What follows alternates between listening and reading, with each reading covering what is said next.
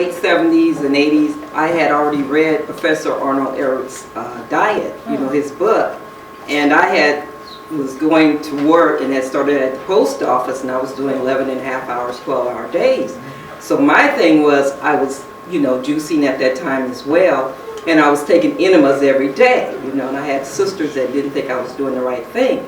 But I had to do a lot of hours at the post office, and at that time I had 3 children. Wow. So it was working for me. So I'd take my enema, give me some carrot juice, and go to work. And you know, and they wasn't one that want to let you go home early unless you got a physical problem. So I was saying, oh, my skin's itching, I got to go home. And that couldn't work every day, you know, because somebody else may have wanted to go home. And so then I was doing Sabrina's thing later on in life. I joined up with Sabrina, and she had a different type of cleanse and stuff, and I was taking colonics. And then it just so happened I was having foot problems.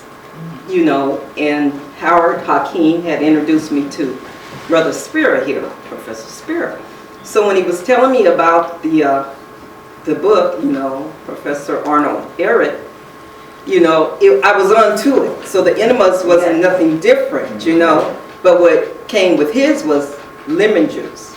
So I said, wow, this is working here. So I squeezed the lemon in the morning, you know, because my shift has changed now. I was graveyard back in 78, 80s. You know, and I worked that shift for 28 years. So now I'm on day shift, and I've been doing that for about 10 years. So now I see, wow, I'm working with this guy, such an amazing guy, because, you know, as I done it, the lemon juice enemas, then he says start using the rime, you know, juice it up in your juicer and use it in the, use the rime as well. And so working with him for the last 6 to 8 months, I have lost 30 pounds. Wow. It was hard for me, and I haven't yet really put in the exercise because my foot was really bothering me, you know, and you go to the doctor and you're like, oh, well, you take these Motrin here. Well, I'm not a Motrin person, but I go ahead and get them, you know, and just put them up in the cabinet. But yes, working with him, I felt better. But then I have these trigger points. See, so I speak to him on a weekly basis. And my trigger points is really my family. You know, I have one daughter that she does her diet differently. But then, oh, well, Mom, can you stop and give me some ice cream? You know, they're not understanding I'm trying to live. You know, and I got my sister with that Southern hospitality. Oh, Lily, do you want to eat? You know, I'm taking her a book or something. Oh, Lily, do you want some dinner? Oh, do you want some Chinese food? So I have those trigger points, you know, but, you know, maybe in a month or two, if I retire, I can really follow him, because he's like a blessing that has came into my life, and I really need to do this because I have 5 children, and I need to switch them around from what they're doing, and they really need to see, you know, whereas, you know, my son in Las Vegas, he came out, and my son in Texas, and my granddaughter came out for Mother's Day. Well, I got the daughters here. Okay, we're going to have fats. Chinese foods, you know, like, so my kids, all my children are here, you know, for Mother's Day, so I was like, oh, you guys don't realize, you know, I don't have to really eat this stuff. But, you know, how can you let them down? They travel so far, you know, to come and see you, you know. So, yeah, I do have trigger points, but I do slip, I do have a relapse.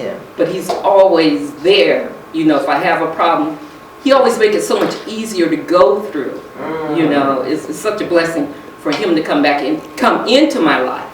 You know, so the problems with the enemas, I've started that with parents back in the day. My mother used to give us enemas, so it was no problem with me taking enemas back in the 70s and 78, giving it to myself. And right now, he's added lemon juice to it, so wow, it's really truly a blessing for him to come into my life, and I thank you. Mine, and so a lot of people have kind of said, well, this is sort of the one that you want, the annotated version. Any other? So we'll let Brother Spira keep going for another 15 minutes. Anybody got any questions? Yeah, maybe this could be the question and answer session. Kind of get into that. Okay, Bo, you. So for the enemas, we have to use distilled water. We can't use reverse osmosis. Is that just? Yeah, we're not fans of the reverse osmosis. I mean, we distilled is kind of just where we're at. Right. You know, I know. Yeah, that there was yesterday we got into there's the water debates, you know, it's like a big deal, but for us, we're just in the distilled water camp. What about all the superfoods? maca and goji and chia and hemp seed and bee pollen and all that stuff. And you would have to look at those on an individual basis. A lot of that stuff we don't use because we have a very different take on the nutrition concept. Like we don't really get into that. So we don't get into counting calories or looking at vitamins and minerals and stuff. We are looking at food as a tool for elimination, to aid the body in elimination. So a lot of those foods, I would ask the question, like, okay, if I eat this or take it, will it help my body eliminate waste? And if it doesn't, if the intention is more from like a nutritional thing, then we would just not really use something like that. Professor, can you go over that slide there? I can't quite see it. When you say eat 2 meals a day, I mean, what's the recommendation? Let's see, yeah, eat 2 meals a day. Overall, no more than 2 meals a day should be eaten, even though the quantity eaten might be as much as 3 or even 4 meals. Some exceptions apply. I actually added that today because there are exceptions. You might go through a period where maybe you do want, you kind of need more than 2 meals. You know, if you're more advanced, someplace else in the book, Aaron says, you can have a fruit meal kind of at a breakfast if you want to add something in, and so you might have a fruit meal, another fruit meal in the afternoon, and then the vegetables at night. So the one thing about the Mucusless diet is that it is changeable. You know, once you understand the principles, it's fairly you know, lucid in terms of being able to kind of go back and forth and do different things and experiment with different things. Down there it says, if possible, the first meal should be eaten between 10 and 11 in the morning. Like today, before, yeah, around 11 o'clock, I had a couple bananas. That was my little vegetable or my fruit meal there. Evening meal should not be eaten sooner than 5 or 6 in the afternoon. So the later, the better. Obviously, not real super late right before you go to bed, but you know, it's good to kind of have that length of time between your lunch meal. Sort of have that length of time. Have your evening meal. In between, drink juices. You can juice, fruit juice, vegetable juice. You can drink some water, lemon water, whatever within there. Is there a best time for the enema? First thing in the morning, last thing at night? It's preference, and that can change depending on what you're going through. Some people prefer it in the morning. Some people do it at night, depending on where you're at. Some people do it twice a day. They'll do it they'll do it in the morning, and then if there's a bunch of waste that they can feel in their system, they might do it again in the evening.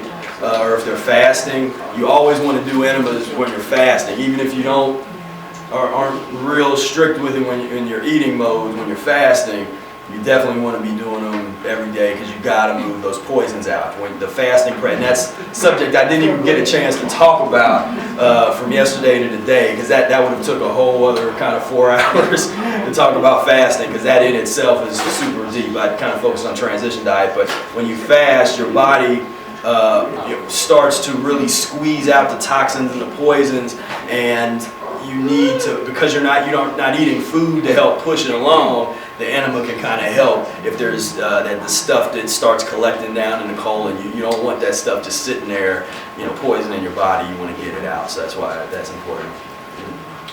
I plan to do your fast, so I plan to get with you, do a nice cleanse fast and whole thing. But I want to ask you about herbs like marshmallow root, echinacea, mullet. I got a herbal formula I made, mucus-free herbal formula, and I see I need to incorporate the diet with it. It don't make sense to just hurt myself and tell people don't eat dairy because people don't eat dairy. Yeah. And so, do you recommend? Do you recommend taking herbs while you're on your mucus-free diet? So where we are with the herbs,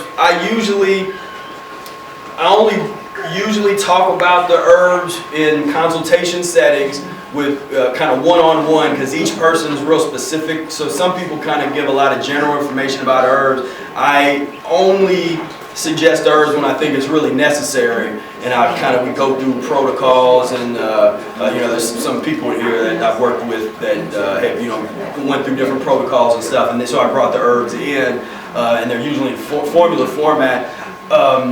One thing Brother Air says is, if you got herbs, just eat them with your salad. Just if it's sort of an edible, unless it's like bark or something that you can't chew on. But anything that is edible, just throw it in the salad and eat it. And you go out back and you pull some poke root or whatever you got growing in your house or in the back. Just eat it, because that you're going to get that.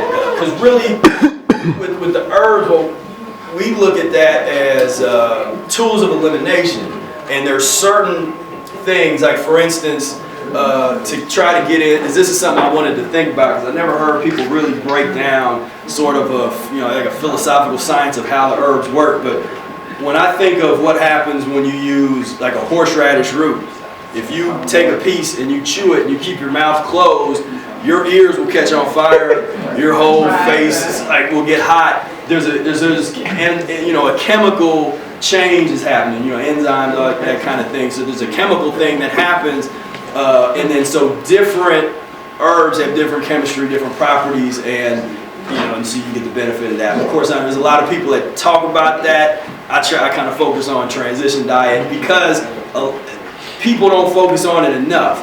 What happens is people, because we've been conditioned to take medicine, people want to treat herbs like it's medicine, and so they kind of get this, like it's this heal-all, or it's this like this thing that's, this is really what's important. It's safe. It's like, no, when I work with somebody, I transition somebody at least 2 or 3 weeks before we get into herbs, and I like to see people do a fast without the herbs, first, so you get that in your system of that habit of because you can do all of this without the herbs, and so and then Brother Air, he started off, he had studied a lot of that, and then he kind of went to a space where he just kind of doesn't use any of that at all. Like he totally focuses on just the diet, just fasting, because fasting is really the power. That's where the power really is. Do you recommend fasting before transition for somebody who's like 70 years old and been eating meat and regular food all their life? I would have them eat transitional meals, mucus lean a little bit, unless they have like chronic illness, and then we have to have a different discussion. But if it's just kind of, I just want to eat better, start the transition, I would wait a couple weeks before doing like a 24-hour fast, and then go through those fasting chapters and lessons in the Mucusless diet, kind of read through it, and there's step-by-step methods and the ideas and the rules of fasting. So you want to clean yourself up for a couple weeks and then do like a 24-hour fast. And we recommend juice fasting a lot. There's all these different, that's like I said, a whole other subject where you talk about water fasting. Some people promote, there's just all these different things. Eric's primary fasting drink is some kind of fruit juice, so fresh juice is great. Honey lemon water was another option that kind of started with him, and then other people like the master fast and that kind of stuff sort of is like a watered down version of some stuff that Eric was talking about to a certain extent. But so that's give it a couple weeks, start your transition, and then get into like a 24-hour. Thank you. Have you tried, or what are your thoughts on hydrogen peroxide?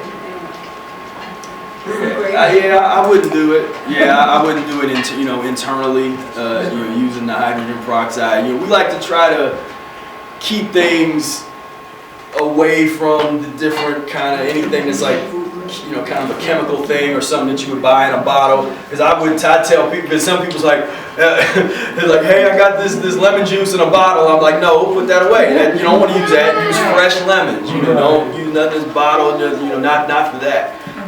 So I wouldn't do it. I know there's some people, talk about that, but I wouldn't do it. How much lemon juice were you using with it?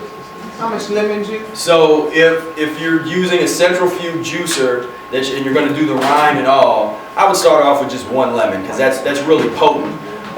If you're just using a citrus juicer, I would say start off with 2 to 3 lemons with the first one, and then you can always increase or decrease depending on how it felt. You know, if it felt like, wow, that was a little too much, you can decrease in lemons.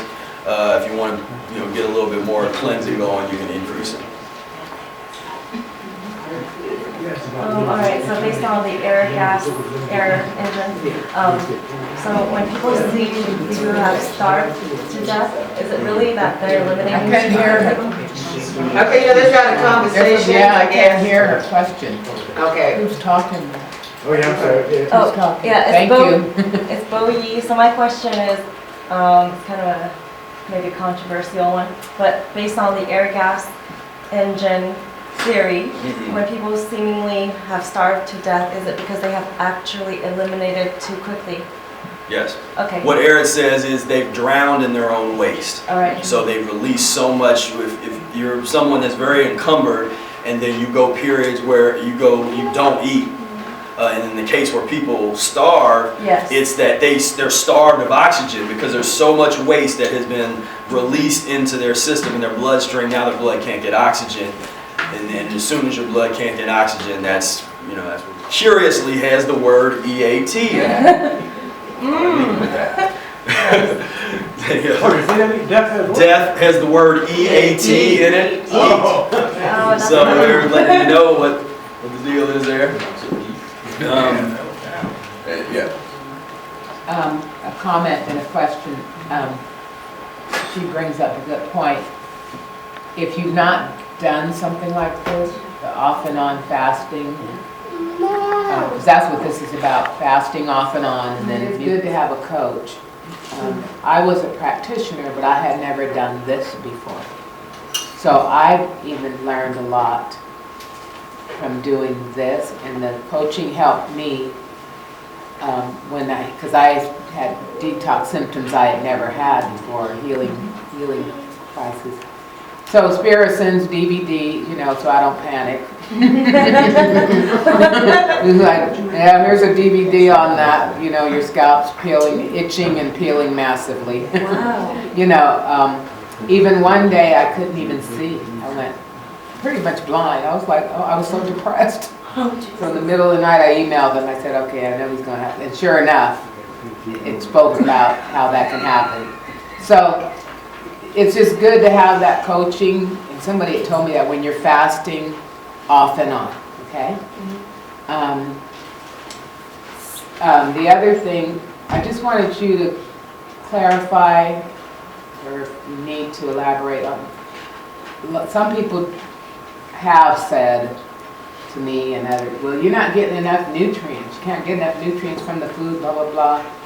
And I'm glad you clarified that the food is mainly to eliminate, for elimination purposes. Are you saying, so what you're saying, because you asked about the superfoods and different nutrients that people claim you need for healing purposes. Are you saying basically, and is Eric's book saying basically that it's not the nutrients that heal you, it's the clearing out of waste. Exactly. Clearing out of obstruction. Right. The body heals itself. So there's no herb you can take, there's nothing you can drink, no enemy you can do that will actually perform the healing. Those are tools that help eliminate obstruction, and your body heals itself when you give it a chance to. When there's no obstruction in the way, your body will start to put itself back together again. So we're actually eating to feed our body what it needs and then eliminating what we don't need? Well, a lot of us in the Mucusless diet community would say we're not eating for what we need. We need to eat because we're filthy. Because the primary need for eating is for elimination. To push waste out. Yeah, to push waste out. So, Eric and we do not really subscribe to a lot of Western dietetic theories. Yeah, and we talked a little bit yesterday about the history of something like the protein theory. A lot of people don't know the history of where it came about, the history of the vitamin theory. And when you start to delve into some of these histories, you see that a lot of the assumptions that they use in these early tests are very fallacious. And so if you go back and you look at like, well, you know, how the words were created, all that, checking out the etymology, you know, kind of excavating the origins of these concepts. When you start to do that, you can decide for yourself if it makes any sense at all. We're not taught to do that. We're taught that, oh, well, this milk commercial said that milk does a body good and I got to get my calcium, or, you know, this study that was in People magazine that's like, you know, whatever, they said that I'm supposed to eat more of this and all that kind of stuff. The word superfood was invented as a marketing tool to try and push certain kinds of foods, you know, within a certain kind of context. And so, you know, so that's kind of what we're dealing with. What we've done is we've stepped away from all that and said, well, let's just look at the body and let's kind of go all the way back to the beginning and kind of almost start over again in terms of the way that we think about the body, as opposed to trying to adapt a theoretical framework that was based on pus and mucus eating, that assumed that pus and mucus eating was the way we're supposed to live. If we just kind of scrap it all together and say, okay, we're going to start over again. And so then this is one of the things a lot of people have trouble because they've invested so much time into these nutrition theories, you know, and into that. I'm working with one person who is has a degree, I think it's a master's degree in nutrition. She became a nutritionist, but then she kind of came across the Mucusless diet and now she's working with me because she's like, okay, that's the thing. And then I've talked to her sometimes. I interrogate her. What do they really teach you in there? And of course they're not teaching them the history, because that's the first thing I would think. Like, well, what's the history of nutrition? You know, who are the founding fathers? Like, they don't teach them that. They teach them the mathematics of that. Again, that's based on this Calorie counts. Yeah, the calorie counts, and just it's based on kind of chemical isolationism. Exactly. Just breaking it down and analyzing it, and that can be fun if you're into the chemistry and that kind of thing. But that type of analysis does not really bode well when you're talking about how the body is actually functioning. The calorie theory, that's another one I talk about in Spira Speaks, where that comes from. Based on a guy named Atwater, and his, created this calorie meter. And so you mean to tell me you're gonna, if I put a piece of junk food and a piece of fruit, if it has the same calorie count, that means something. If I eat an apple and it has whatever, I don't know, somebody in here might know the actual calories of it or something.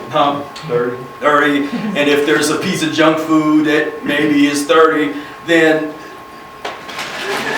in somebody's eyes they would say, oh well, this apple's 30. I could either eat the apple or I could eat this because I'm getting my calories. And you start to play these games, and so.